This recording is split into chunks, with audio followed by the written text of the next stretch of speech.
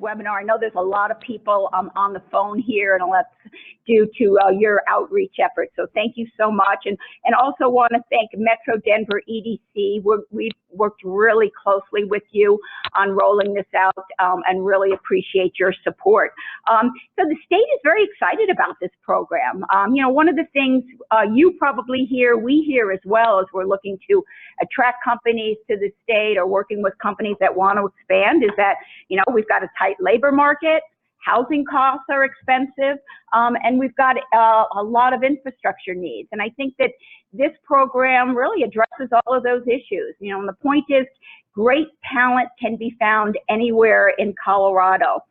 And I know every state in the country is dealing with these issues, is how do you lift up all parts of the state, make sure that all parts of your state are succeeding. And we know that many of the jobs of the future are going to be location neutral. So this is an innovative program. I think it really is going to put Colorado on the map, in the forefront of strategies on how to thrive in a knowledge-based economy. But I just want to stress that it's a trial program. We're just putting it together, which is why we're looking for your early input. So you're going to hear the presentations. We want you to question us, make suggestions, and give us your feedback. But I do think that this really could be a model, you know, with your help around the country. So with that, I want to turn it over to Trey Miller, the Economic Development Executive in Logan County. And I talked to Trey about this idea months ago. So again, thank you for working so closely with OEDIT. And Trey, why don't you take it from here? Thanks, Betsy. Good morning, everyone. I'm Trey Miller, Executive Director of Logan County Economic Development here in Sterling. For those of you unfamiliar, we're in the far northeast corner of the state. You know, just to kind of echo some of Betsy's comments, we're also very excited about this program. I think this does a lot for our rural communities in way of giving us exposure to companies and entities that we otherwise wouldn't get the chance to interact with. It's a great opportunity for us to build stronger partnerships with our urban and metro area partners and ED entities. And it's a great way for us to be able to diversify our job base with the types of jobs that are otherwise not likely to be attracted to our rural communities with physical locations. You know, here in Logan County, we have started working on a lot of remote working initiatives, trying to pursue the location neutral positions. And, you know, it's been kind of a following from several different occurrences. You know, some of those were early conversations that I had when I started my position several years ago, and learning about location neutral positions through EDCC conferences. And since then, there have been several different things that have occurred. We had a large call center here in Sterling that closed down and transitioned from a physical location that had over 300 employees at one point in time to pushing all of those out into a work-at-home model. And part of those challenges that they faced included having dedicated office spaces for their people. And so as we continued looking at different avenues of remote working, we started down a path of developing a co-working facility to develop the appropriate assets to take advantage of some of those kinds of positions. You know, we just opened our co-working facility last week and see, you know, co-working facilities as being another big piece for our rural counterparts across the state. In ways to address broadband issues and connectivity, both availability and where there's challenges in certain rural parts of the state. We've also worked with you know, different entities, including the Blueprint 2.0 initiative, to pursue the co-working 101 program. We've set up partnerships with flexjobs.com in order to continue to promote remote working opportunities within the community. And it's also one of the key education pieces that we're rolling out through the co-working facility, again, to help people understand what those opportunities truly are. The other points that Betsy made in regards to housing and workforce availability, I think this program has tons of potential and really speaks volumes for the state of Colorado overall, in that the state is taking such a creative approach to looking at new ways to partner with companies and ensure that they have different options for how they want to pursue workforce and give them the chance to truly take advantage of the entire state. So with that, again, just very excited about this program. Appreciate the state taking this initiative and working with a statewide approach, and look forward to seeing how it rolls out. Great. Thank you so much, Trey. I think those were really great, insightful comments. And now I'd like to pass it over to Sam Bailey with the Metro Denver Economic Development Corporation to talk about how this program can be utilized from the urban community perspective. Good morning, and thank you, OEDIT and team, for hosting this webinar. My name is Sam Bailey. I'm the Vice President of Economic Development for the Metro Denver Economic Development Corporation. We are a privately funded 9-county regional economic development group representing 9 counties and 70 communities across the Front Range of Colorado, working in close partnership with both state, county, and local partners to support new and existing opportunities. Certainly, I think one thing we've experienced while we've had an active pipeline of projects, we're not leveraging all the strengths of the state of Colorado when it comes to talent, especially in a very tight labor market. And so when OEDIT approached us on this idea of how do we leverage the benefits and opportunities across the entire state and tout the applicability for projects to benefit from labor, whether it be in the metro area, the rural area, mountain community, Eastern Plains, and more, it really, I think, allows the state to put forth a much more competitive and holistic approach to economic development projects. So we oftentimes lead and support companies as they are coming into Colorado, and by far the #1 driving factor is never a state incentive or county incentive or city incentive, it's talent, period. And we see this program as a phenomenal opportunity for us to discuss that while a company may identify a metro community for a location, the follow-on benefits such as hiring remote workers or citing an office or a location outside the metro area is certainly an opportunity. Anytime we can lead with Colorado as opposed to a competing state is phenomenal. And we certainly want to maximize our opportunities to talk about all of Colorado in our economic development efforts. So with the development of this new program, we really think this is an opportunity to always be focused on speaking statewide about how talent across the state's dynamic 64 counties can benefit employers large and small that are considering Colorado for their long-term growth. So we're happy to partner with the state, EDCC, and certainly economic development partners like Trey Miller as the state launches this new program. Great, thank you so much, Sam. So we're going to move on to a presentation really about the sort of nuts and bolts of the program and how OEDIT and the state are going to be managing the program. So I'd like to take a second and just introduce myself. I'm Reed Ehrenstein. I'm a Global Business Development Manager here at OEDIT. And I've also got Sean Gould and Max Nathanson with me here. Hi, I'm Sean Gould. I am the Deputy Director of the Business Funding and Incentives Division here at OEDIT, and I will be your nuts and bolts guy on the back end of this thing, managing the program as the initiatives get approved. Hi everyone, this is Max Nathanson, also Global Business Development Manager here at OEDIT, and Reed and I will be working with you all on the front end of these projects to help push them through the EDC and to completion. Great, so diving in, we wanted to start with sort of where this program began and how we came up with the concept for the program in the first place. So the remote rural work incentive was really the product of several things.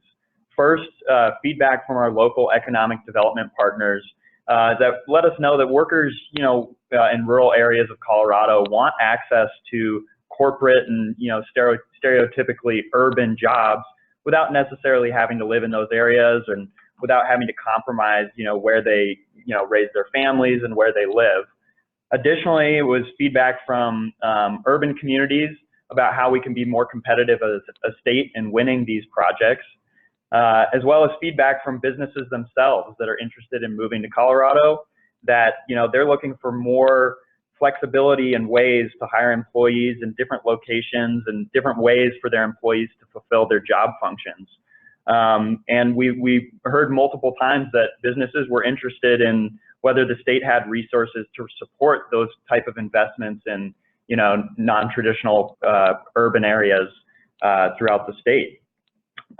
Additionally, companies are interested in new progressive hiring practices now, and accessing less dynamic job markets outside of urban areas. And then lastly, one of Governor Polis's 4 major goals is enhancing rural economic development. So sort of out of these 3 criteria, we put our heads together to try to come up with a solution that would address all of them, and the remote rural work incentive is sort of the brainchild of that process, and we think it's a creative and innovative way to sort of address all those problems. So in essence, the remote rural work incentive is a discretionary performance-based incentive for companies interested in relocating to or expanding within Colorado. And all of these incentives, they're discretionary, and as a result, they have to go through the Colorado Economic Development Commission approval process. In short, these projects need to entail the creation of at least 20 net new jobs in the state, with an average annual wage of at least 100% of the average annual wage of the core employment base of county. And what we mean by core employment base is if a company is looking, for example, to move to Colorado and set up their, HQ2 or relocate their current headquarters to Denver, that would be sort of the core employment base. And then additionally, they might be interested in hiring employees outside of these urban areas in some of the rural areas of the state. And then additionally to that 20 net new job criteria, these projects need to be considering at least one other state or one other country for the project. So there's got to be that interstate competitive element for these projects to be eligible for the remote rural work incentive. Essentially the purpose, Kim has touched on this, and Trey and Sam and Betsy as well, but the purpose is sort of twofold. We see it as, one, expanding the benefits of these large urban job creation projects to all corners of the state where there's so much talent in our state outside of our urban areas, and this is really providing access to companies to all of Colorado's talent. And then additionally, it makes Colorado more competitive on the whole at winning these national and international expansion projects. So we think there's really a twofold benefit there. And then lastly, I'd like to stress that this program is going to run for a 1-year trial period. So we're going to see what companies are interested, who applies, and then we'll evaluate it after the year with the Economic Development Commission and within our office to determine if extension of the program makes sense. So in terms of the mechanics of the program, currently the state has 2 existing statutory programs to support business relocation and expansion projects in our state. And those programs are the Job Growth Incentive Tax Credit and the Strategic Fund Cash Incentive. Both of those programs center around job creation projects. The Job Growth Incentive Tax Credit is an income tax credit worth 50% of the employer-paid portion of FICA for the new jobs that they create. And then the Strategic Fund Cash Incentive is a per dollar or a per job cash grant for each job created in the state. And I'll also mention with the Strategic Fund that statutorily that program has required in the past a dollar for dollar local match. So for every dollar that the state has invested in a job creation project, the local municipality or county has also had to match that investment dollar for dollar. So in coming up with the remote rural work incentive, we said, let's take our existing resources and let's layer them to try to support businesses that are interested in some of these remote work programs. So essentially the incentive is a standard job growth incentive tax credit with a layer on top for of a strategic fund cash grant for each employee that the company hires in a remote rural area. So the job growth incentive tax credit would cover all new jobs created in the state, regardless of whether they're in the home office in one of our urban areas or if they're in the rural areas.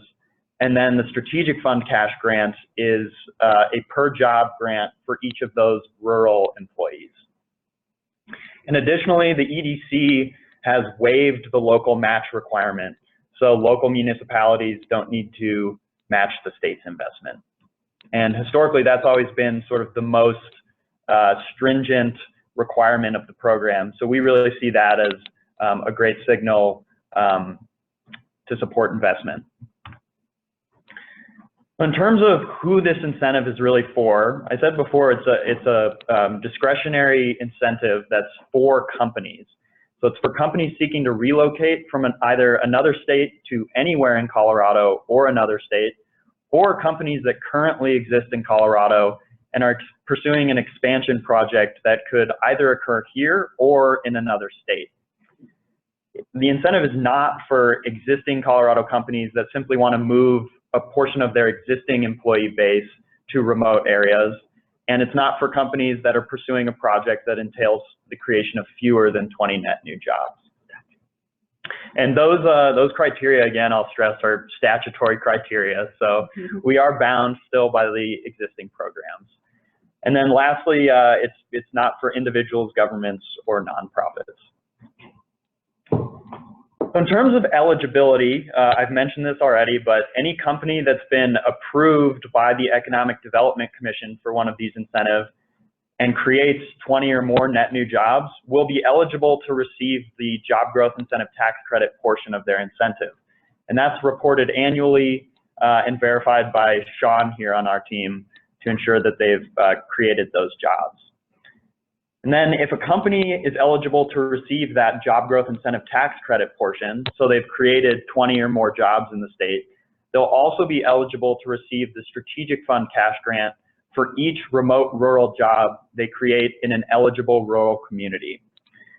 So we've defined eligible rural communities as those that are eligible under the Rural Jumpstart program. And we have, we can provide specific criteria on how those counties are determined. But on the following page here is a map of all the counties that fall under those eligibility criteria. And then the other thing I'd mention here is, in addition to these counties, we've also included the Southern Ute and the Ute Mountain Ute reservation lands as eligible remote rural worker counties. So the other element that I think is worth mentioning on this slide is just because a remote employee isn't in one of these eligible counties does not mean that that employee can't be hired by a company. It simply means that the company will not receive the strategic fund grant for that employee. So if a company in Denver, for example, wants to hire someone in Chaffee County, that is not off limits in any way. It just would not be eligible for the incentive. And then in terms of payment of the incentives, I've already mentioned the job growth incentive tax credit portion is evaluated annually using an employment report, and it's equal to 50% of the employer paid portion of FICA for each net new job. The strategic fund portion, essentially each year we would receive an employment report from the company detailing the number of employees they've hired in those remote rural areas. And then at the end of the 5-year term of the strategic fund, we would calculate an average number of employees over the course of those 5 years, and then pay a strategic fund cash grant based on the number of employees hired. And below you can see the sort of tiered payout that we've created. And this payment level is determined when the company applies for their application and is approved by the EDC. So if they come forward to the EDC and the company says, we think we'll hire 13 employees in these eligible remote rural areas, we would say, great, for all 13 of those employees, if you hire them and maintain them over the course of your incentive, we'll issue a $3,000 cash grant for each of those employees. And then obviously the maximum payable is $5,000 per employee under this structure. And for all jobs, whether it's 1, 2, or 50, created on a Southern Ute or Ute Mountain Ute reservation land would be eligible for $5,000. So I'm going to pass it off now to Max Nathanson, who's going to walk you all through our sort of incentive application process so you can get a sense, in a concrete sense, how these applications work. Thanks very much, Reed. And as I go through this process, I'll reiterate what's been said a few times in that this is still kind of an ongoing discussion, and we welcome feedback very much to this process. And just to begin, I'd like to emphasize that for those of you who are familiar with these programs, this incentive application process will be the exact same as our standard EDC process currently is. Confidentiality is maintained prior to EDC approval throughout the process, and we take that very seriously. In addition, this is just another tool that we're adding to our toolkit. It does not replace any of our existing tools. It is entirely voluntary in that sense. So we'd just like to stress those things at the outset. And so now to go through a sample case study, which we think would be helpful for those of you on the call to kind of envision how this process would go.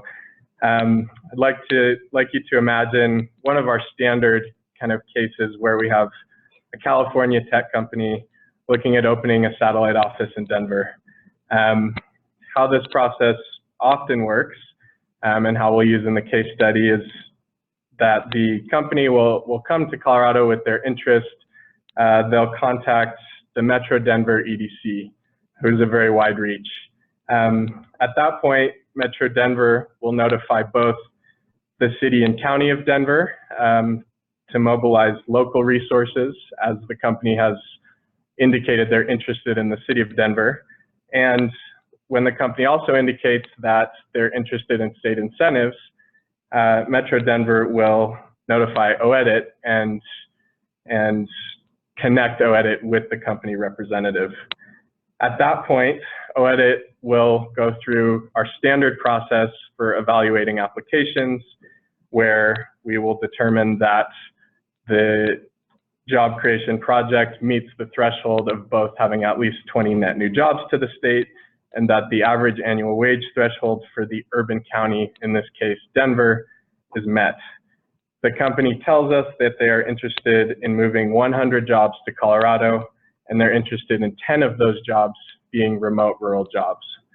Once we've determined that this project is eligible for the JGITC, we will then put forward the application to the EDC, where 100 of those jobs, the entire project, will be calculated for the JGITC. And then for those 10 rural jobs, we will layer the strategic fund grant on top. Thank you, Reed. So then, as we go through this process to the EDC approval, we're working with the company to fill out their application. At the EDC meeting, as is typical, we'll have, in this case, Metro Denver EDC, as well as the City and County of Denver present at the EDC supporting the project. As is typical as well, Metro Denver EDC and the City of Denver will also be working with the client for more local needs, referencing kind of relocation needs, et cetera. After the project is approved at the EDC, it is still confidential at that time. Once OEDIT is notified that the project has selected Colorado, we again follow standard protocol and make either a public announcement jointly with the company. The company decides to do that themselves, whatever the case may be. At that point, this is a publicly known project, and we can begin the rural community outreach phase. And here I'd like to stress that all rural community outreach for this program will be driven by the client. OEDIT will operate at all times at the request of the client and in support of the project. We will initially take the lead on facilitating interaction between companies and rural communities if requested. Again, we will not facilitate this interaction with rural communities before the company has publicly announced it will be moving forward with the project in Colorado in accordance to our statutory mandate. Once the project is approved, the company has selected Colorado, and the company has notified OEDIT that they are interested in OEDIT's help with rural community outreach. We will then provide information about specific counties or communities based on the criteria provided to us by the company, and we will then connect the company with specific rural communities that are requested.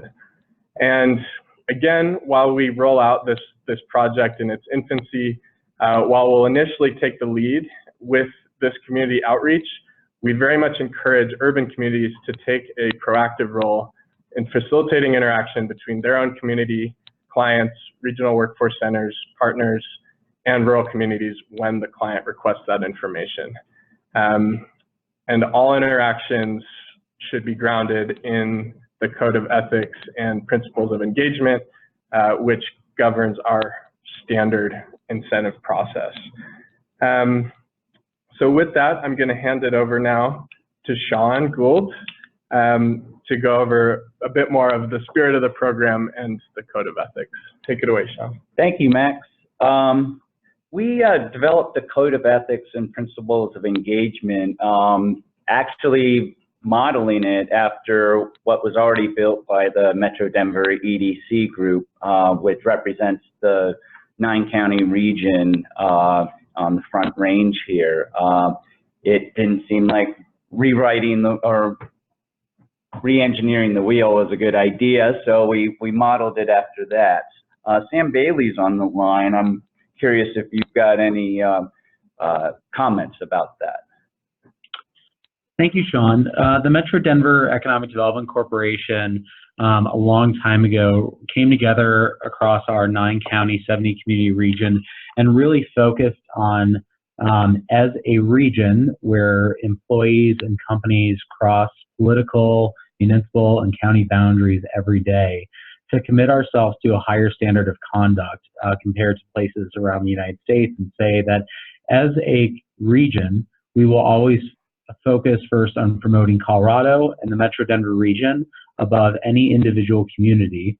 We will also commit ourselves not to disparage or market against one another, as that does not elevate the region as a whole. So our Code of Ethics, which is signed and committed to by practitioners across the 9-county Metro Denver region, is really a commitment to say that regardless of the communities that we represent, our focus will always be to elevate the region and Colorado first, knowing that the client's process and their site selection criteria will ultimately be the drivers of where they decide to land. And that we focus on a regional approach because at the end of the day, a corporate executive in New York or San Francisco or London or Tokyo, to them, it's all one large region. It is the same workforce, whether it's on this side of the street or that side of the street.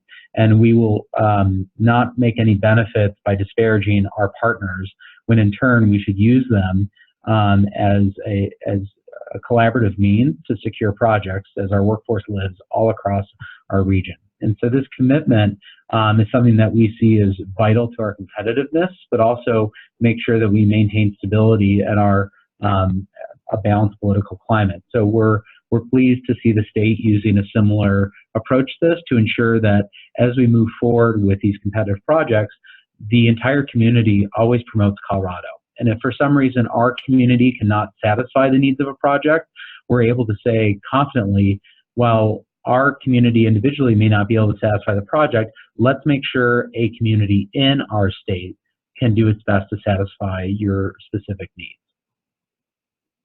That's great, Sam. It's a beautiful model, and we're so glad to adopt it here at the state. And really, it is a one for all, you know. And that's the whole idea of this program is, okay, we know that job growth incentive tax credits focus mostly in the metro area. How can we make the entire state benefit from that? And so it really is, if we lift everybody up, everybody's going to do better. And so we really appreciate you letting us use your model. So with that, in order to get your community in front of these prospective companies, every eligible community must sign and submit a Code of Ethics and Principles of Engagement document, which will be listed on our website in the coming weeks. And once a community signs and submits that document, the community will submit 2-page marketing materials for the entire county to OEDIT, which can be given to clients upon request. And Max talked about that process. It could happen as they're coming here or after they've chosen, so they can start thinking about this. So on that, you might want to list like your top 10 things that makes your community unique, but it should include information, website, contact information for your community, broadband capabilities, workforce information, demographic information, co-working space, or other spaces where they could set up a satellite office, housing information, lifestyle information, and again, those unique community attributes.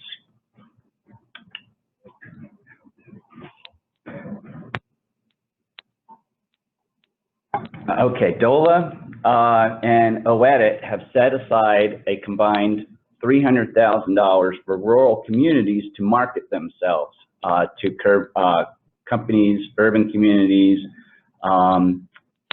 for this remote rural worker program. These will have more details on that, but so if you don't have those marketing materials, it'll be up to $5,000 per community to apply for to build those materials, or it could be for traveling to the metro area where that big job growth incentive tax credit program is, to meet with a company, and other ways that you may market your community. So we'll have, again, more details on that. And that will start in September.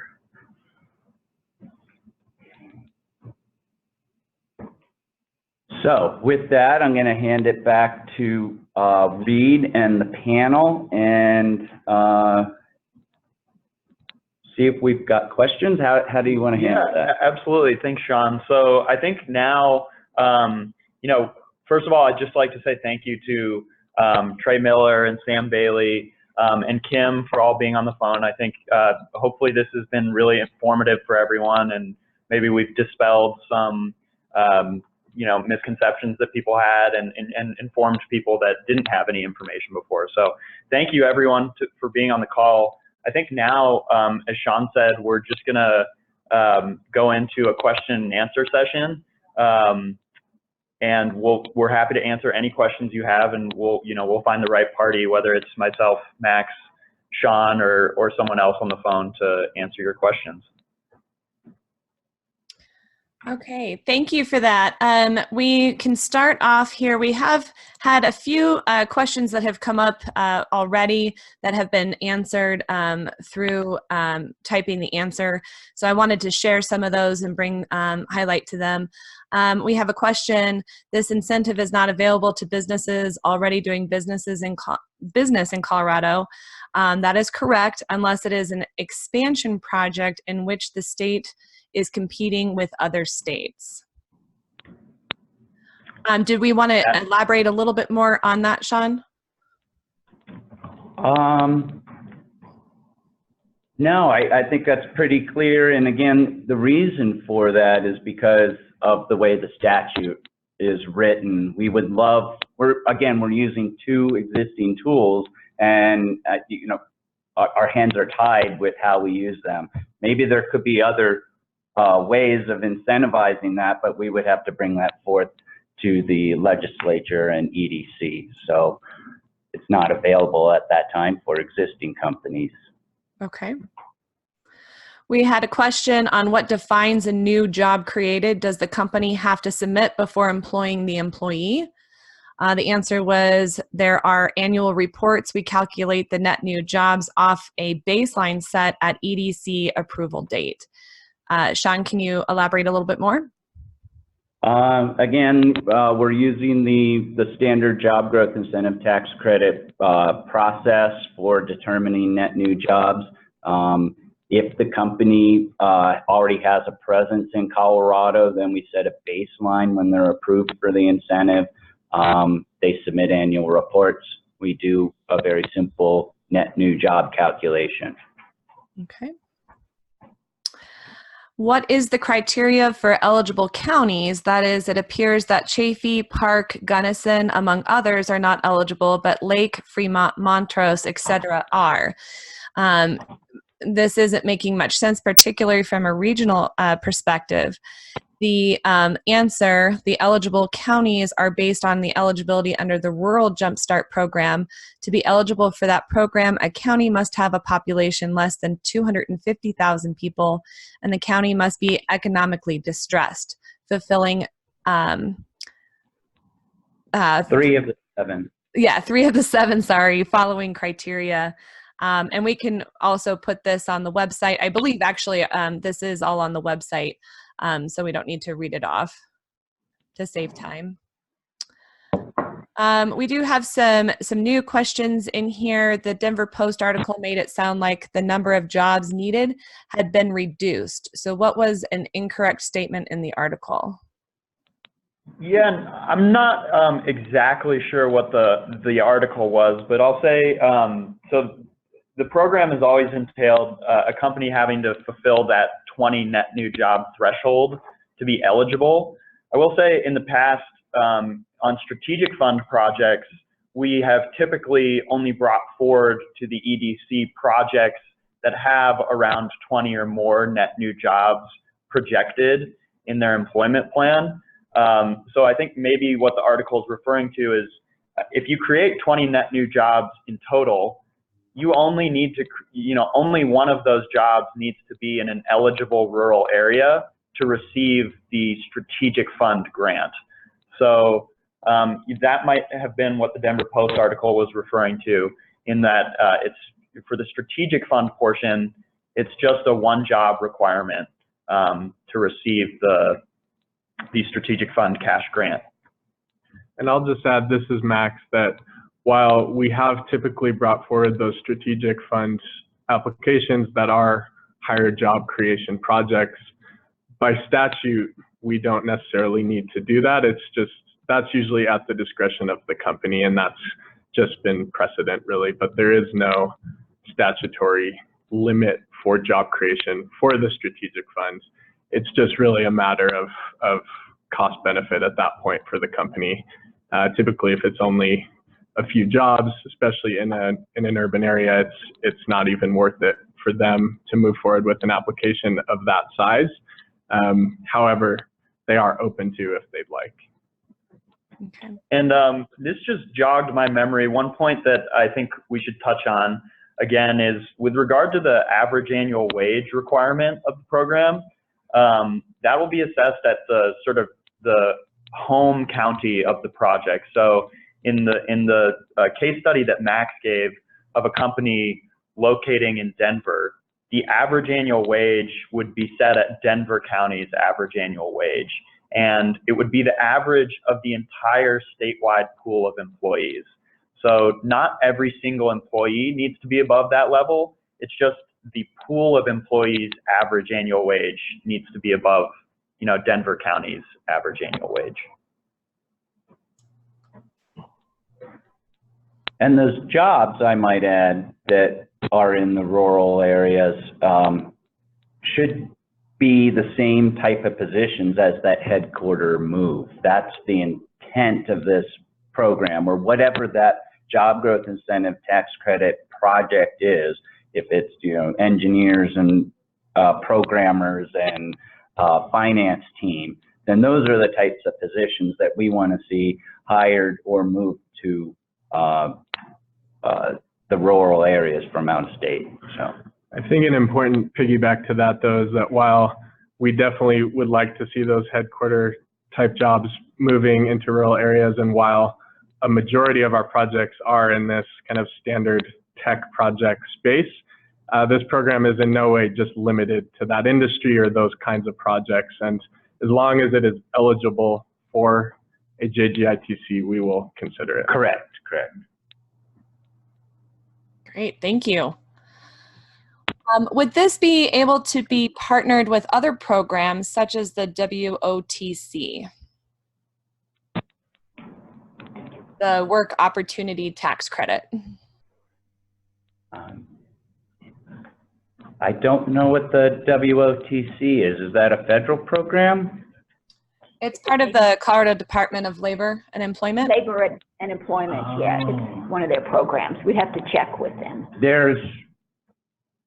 If it's eligible for that and eligible for job growth and strat fund, I don't see any reason why they couldn't get both credits.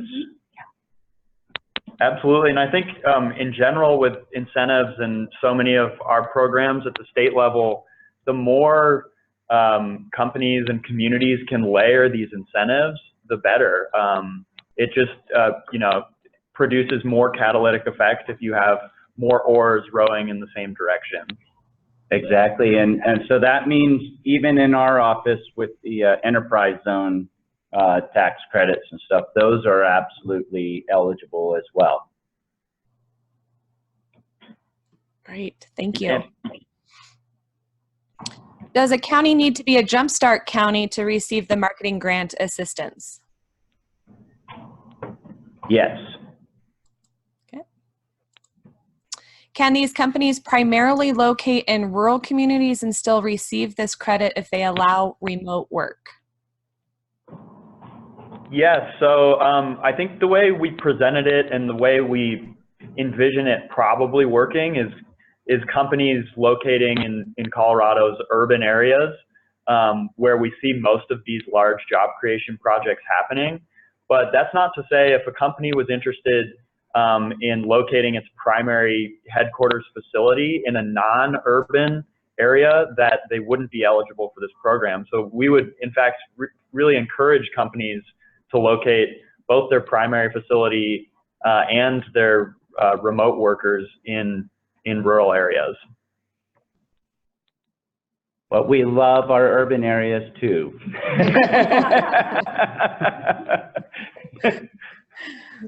That's correct, okay. We just want them to locate in Colorado, and, right. and we want to market to these companies how great Colorado is. Can we get the PowerPoint? Oh yes, we can. Yes, the PowerPoint will be also released. Can a company employ rural workers for more than one county? Does the company have to indicate upfront what counties they wish to target? That's a very good question, and we should have made that clear. No, I mean, this could be shotgun approach. You know, one person in Southwest, Northeast, you know, doesn't matter. Sprinkle them around, you know, we would love to see that. And I figure that it's going to rely most on the talent pool, and also if they're relocating, say, from Silicon Valley, you know, where does that person want to live? You know, if they grew up on, you know, in the Midwest or something, then they would probably want the Plains. But if they're in mountain, they want to go to a small mountain town. So everywhere will count for that company as long as it's in that rural Jumpstart eligible county.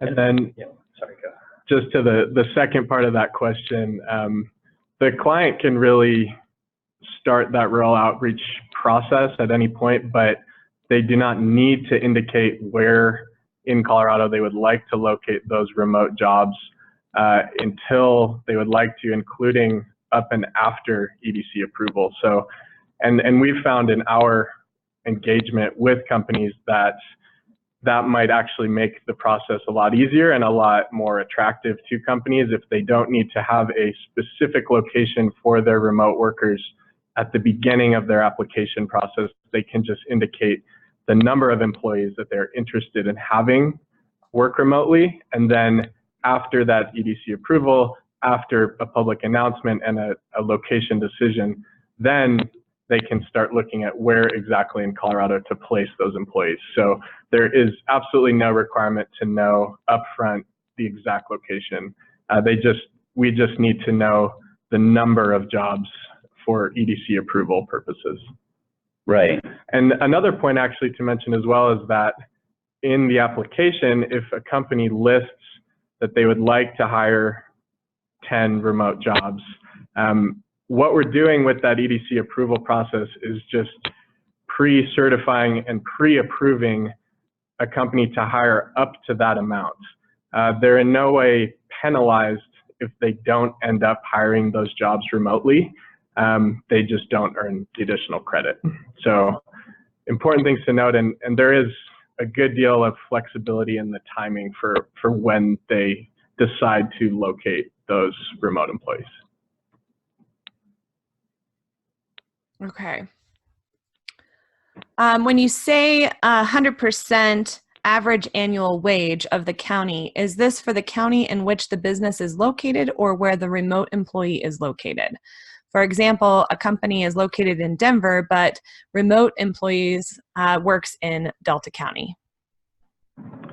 So we will consider these projects just like we consider any other standard JGITC application where all 100 jobs of that sample project will need to meet that average wage requirement for Denver County. Those remote jobs may, as Reed said, fall under the average wage in Denver, but the entire project needs to meet the requirements for Denver as is standard for any JGITC application. And with this, we anticipate that while some of those jobs may fall under the Denver wage, that they in all likelihood will be above the rural county average wage. And again, that is straight out from the statute for the Job Growth Incentive Tax Credit Program.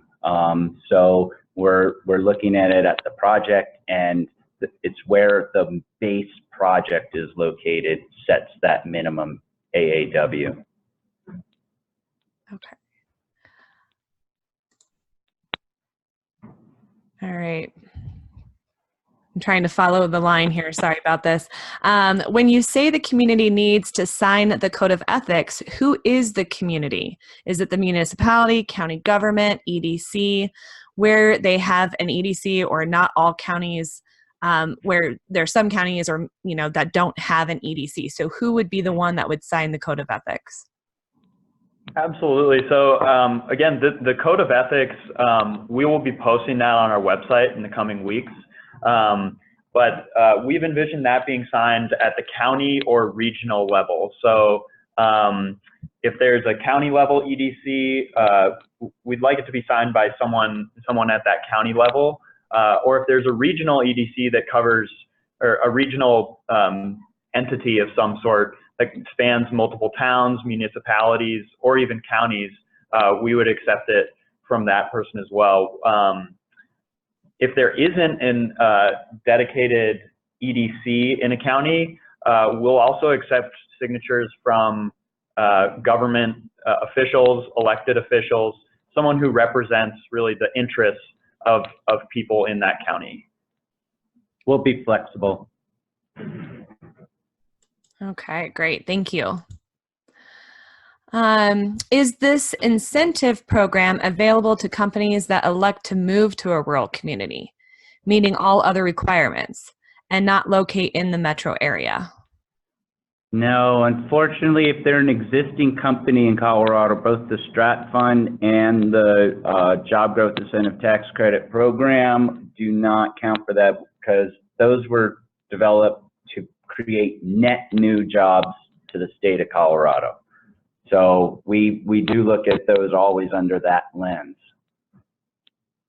Right. That said, and just to reiterate a previous point, if a company is not from Colorado and is looking to move to Colorado and wants to locate their primary facility in a rural area as opposed to an urban area, that's permissible as well. And another instance could be a current Colorado company that's considering an expansion project that is competitive, either interstate or internationally. Then that new project could be located in a rural county, yes. And I would also just add, if in your community you have a business prospect and you're unsure, please reach out to us and work with us to determine if the project would, fit the eligibility of these programs. You by no means need to know hard and fast whether it fits the programs to start with. We're happy to work with you in determining that. Yeah, and let me add to that too. It'll be interesting to see if these kinds of issues come up that actually don't fit the statute, and that will be good for us to know if we need to put anything, for instance, on our legislative agenda, or if we need to be looking at different ways of using other programs that might fit the needs that aren't being addressed by this program. So keep giving us this feedback. Oh yeah. That's great. Are you aware of any other states offering a similar or comparable incentive? I don't think so. We haven't done a full analysis, but it is my understanding that Colorado is, if not the first, we are leading the nation. And yeah, so let's all pat ourselves on the back here and let's lead the nation. Absolutely. So you may have already answered this. How do startups that are created in the state fit into this program? Is this program working along with our accelerators that are active in the state currently?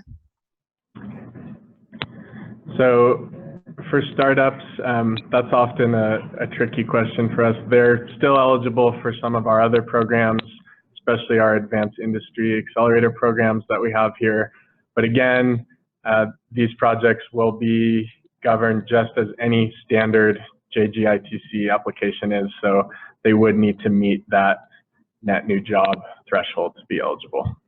We have given job growth incentive tax credits to startups. It's a heavy lift to meet all the statutory requirements, so generally that is not the tool, but like Max said, we have a lot of other tools for startups here. Yeah.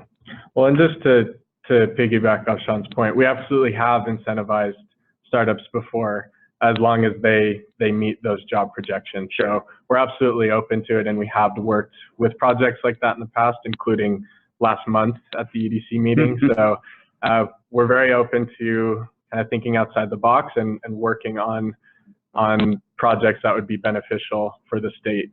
And we'll, as Reed said, we're more than willing to kind of work with you on any potential project that you have a question about or that you may think fit the program. In addition to that job creation element, I think a good criteria to always keep in mind is the interstate competitive element. So with the job growth incentive tax credit program, there's also a retention element. If a company that currently exists here is looking at other states to leave to, we want to be sure we retain our talent and our startups and our companies that were founded here in Colorado. So I would just keep in mind the interstate element, and if that exists, there's potential that it would fit these programs. That's a very good point. Are jobs required to be permanent? Is there a time requirement, for example, a minimum of 12 months of jobs for a company to be awarded incentives?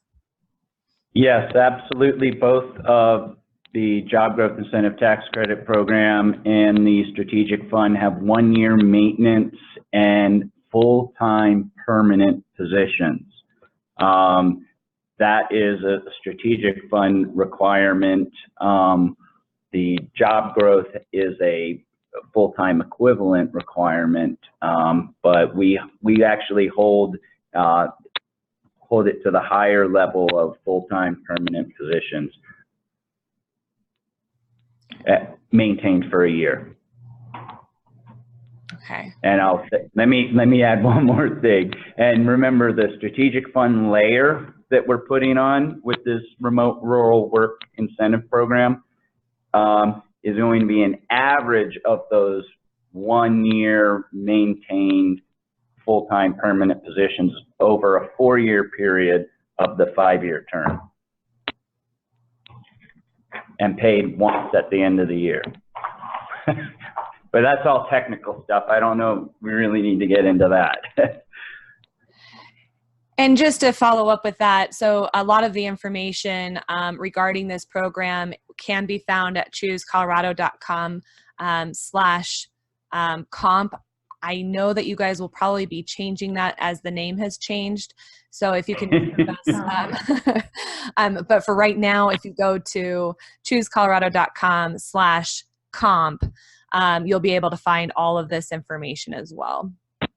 Yeah, and I suppose that's the elephant in the room. We haven't addressed that. We will be changing the program name to the Remote Rural Work Incentive or Program. So we should have mentioned that up front, but you are all in the right place for the Okay, and then just as a follow-up to a past question, just to confirm, rural workers that commute are not eligible? The eligibility requirement for the company to get the incentive is that the rural worker must work at least 3 days a week in the rural community. We assume that sometimes they'll have to come into the home base every once in a while for a meeting. And so, but we want them living and eating lunch and doing all the great things that they do, supporting their community. We don't want them commuting as much. Okay, so and then this one, and I can contest to this question. So they just want to clarify the wording, allow employees to work in a rural location at least 3 days a week. What requirements is there to document that they are working rurally, not just a policy statement that they are allowed? My company allows people to work wherever they are while traveling for work, so would that qualify?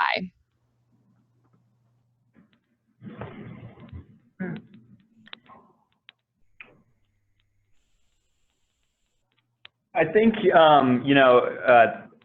going forward in terms of the annual reporting from the companies, that is certainly something we need to think about in terms of the documentation and proof, if you will, of employees working remotely from eligible counties.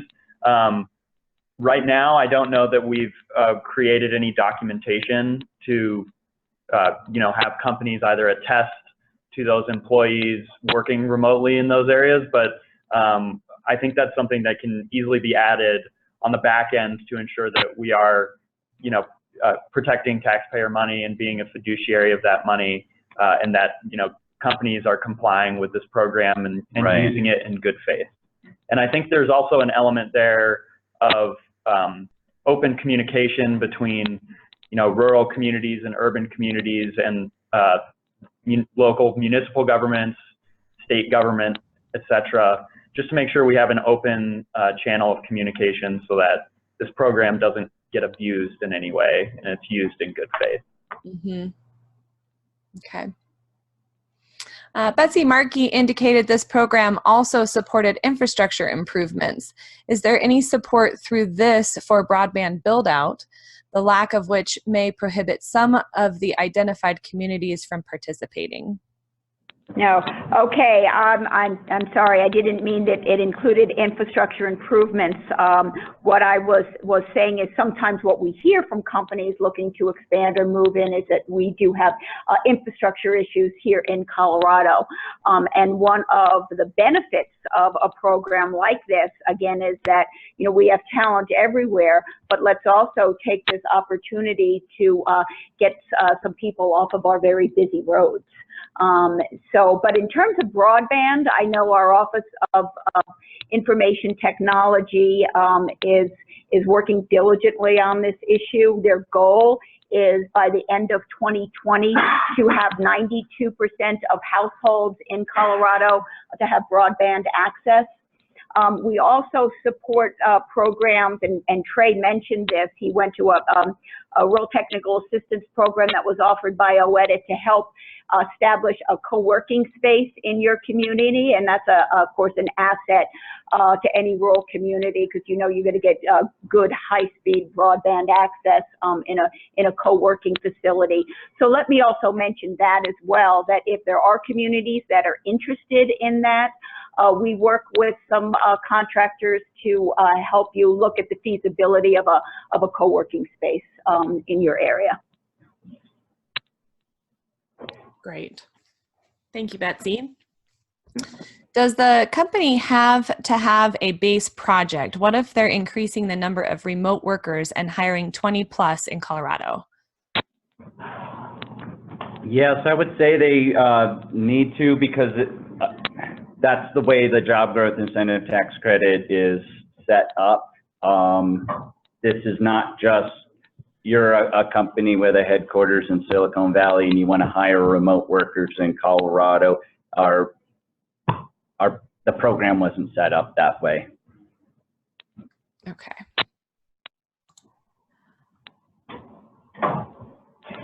Is there a priority preference in the program to first hire existing workers within a rural community before potentially recruiting those workers who may be willing to relocate conversely?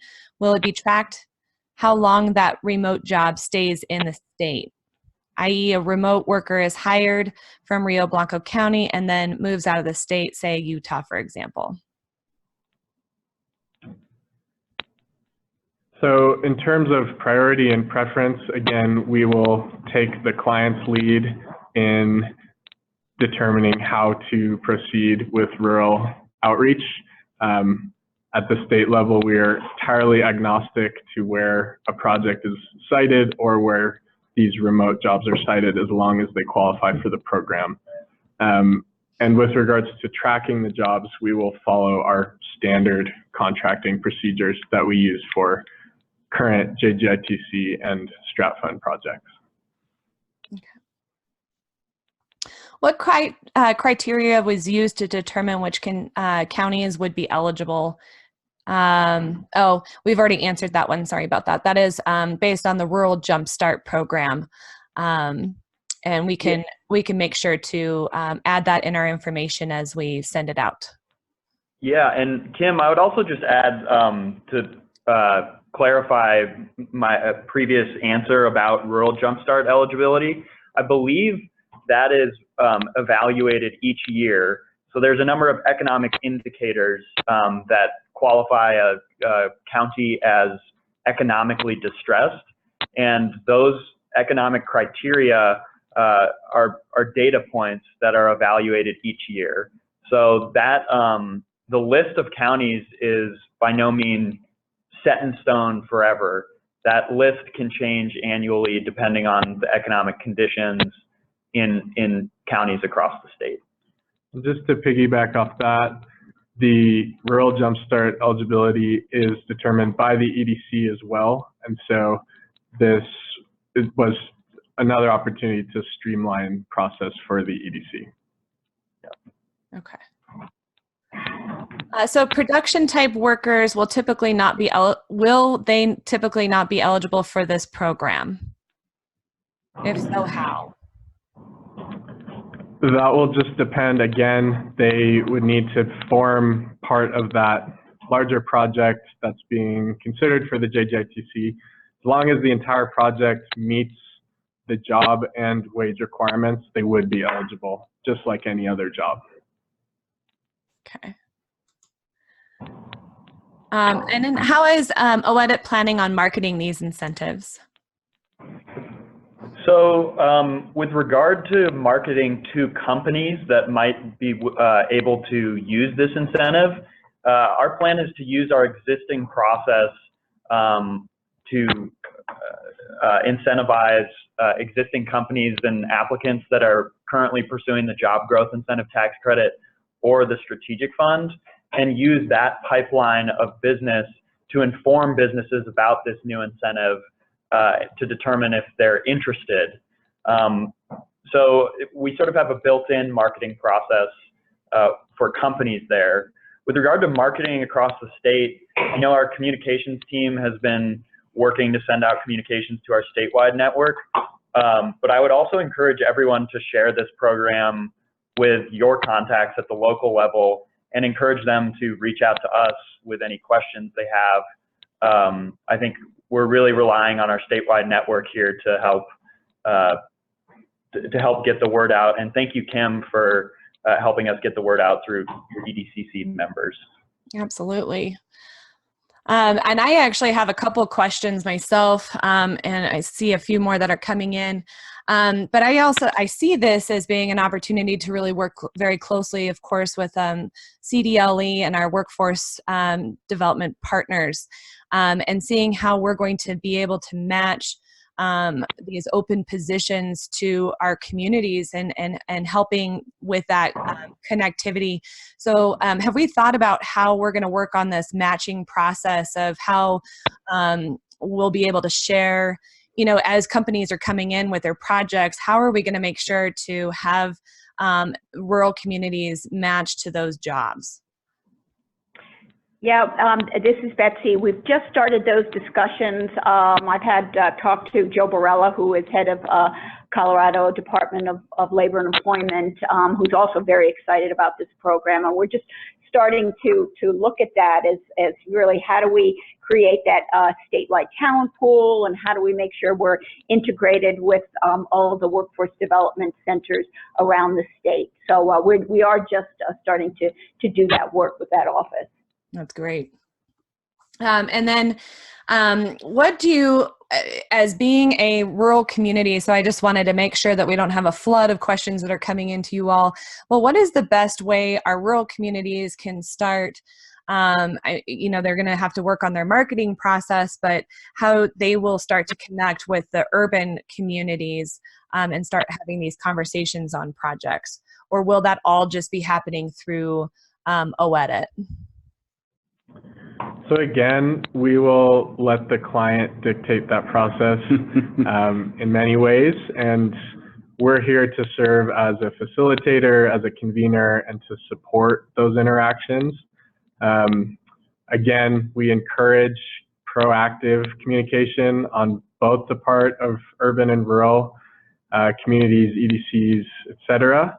And again, if a company has indicated to us that they have very specific locations in mind, we'll be more than happy to connect the relevant parties.